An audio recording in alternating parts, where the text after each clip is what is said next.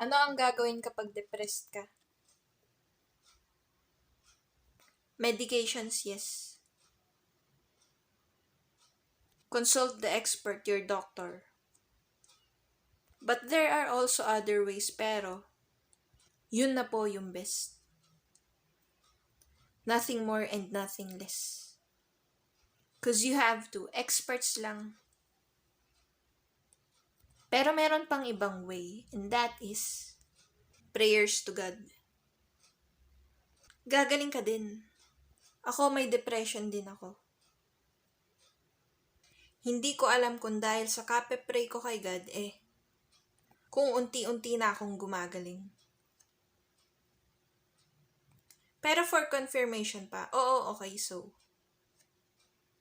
Ano ang gagawin kapag depressed ka? Libangin mo sarili mo, keep busy. Watch the television, even news and even listen to the radio. Kasi kailangan mo maging busy. Mag-games ka sa phone mo. Gumamit ng social media. Akala mo walang effect pero meron. Nakakawala din ng depression yun. Kasi nagiging busy ka. The more distracted you are, the more na di mo na namamalaya ng oras. Kapag sa gabi naman, sleeping medications. Gamot para sa tulog. Baka kasi dahil sa nararamdaman mo, hindi na maayos ang sleep routine mo. Kailangan pa rin at requirement iyon na dapat may sapat kang tulog at well-rested ka. Totoo, okay, so ano ang gagawin kung depressed ka? Tawagan ng mga kaibigan. Makipagkita sa kanila. The best yung may karamay ka sa lahat ng oras. Kausapin ng mga kapatid mo or parents mo. Nakakagaan ng pakiramdam. Totoo, okay. Ano ang gagawin if depressed ka? Always trust God.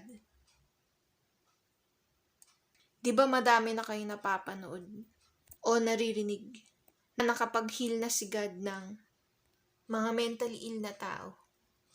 Hoping sa paggaling ko, okay, makipagkita sa boyfriend mo or girlfriend mo. Para gumana naman ang pakiramdam mo. Totoo, okay. Kapag may depression, masakit. Alam ko ang pakiramdam mo. Continue ka lang dapat sa buhay. Why don't you read the Bible and pray the rosary? Ano ang gagawin kapag depressed ka? Mag-pray ka kaya sa guardian angel mo. It could heal. Manood ka ng 700 Club Asia palagi. Kapit lang kay God. Huwag kang susuko sa life. Huwag kang mawawala ng hope at pag-asa. Oo, okay. What if depressed ka? At ano ang mga gagawin? Kapag naharap ka sa ganung situation, okay, look on the bright side of things. Brighter side of things. Be positive. Mag-hypnosis ka kaya. Oo, self-help, okay. Law of attraction mo. Ang positivity at hope. I-welcome mo yun sa buhay mo. Okay? Okay. Sana nakakatulong sa'yo lahat ng tips ko dito. Kasi mahirap yung may ganyang pinagdaraanan. Totoo, okay. Ano ang gagawin kapag depressed ka? Araw-araw na magdasal. Huwag susuko sa prayers. And consult your doctor. As I have said. Your psychiatrist or even psychologist. Okay, so seek for professional help. Mag-hire ka din kaya ng coach, life coach. Okay, do your best, kaya mo yan. Huwag susuko sa life as I am always saying. Ano ang gagawin kapag depressed ka? Make yourself happy, look on the mirror at sabihin mo, happy at positive person ka. Na kahit anong mangyari, makakaya mo ang hamon ng buhay. Ano ang gagawin kapag depressed ka? Dapat aware ka, oo, okay. Huwag mo pababayaan ang sarili mo. Kumain ka pa din, magkape. At mag-consume ka ng desserts at sweets. Para happy at light lang, oo at totoo. Ano ang gagawin kapag depressed ka? Keep busy, do stuffs, eat, drink. Pero huwag sa stress eating ha, okay so. Ano ang gagawin kapag depressed ka? Ako, wala. Keep busy lang din and always prayers. Yun talaga strength ko, si God, prayers. Okay, so like, comment, subscribe. This is Pick Up Dear Channel. I hope that you're all well. Thank you at salamat.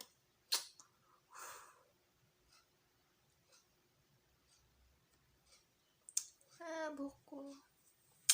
Ayan.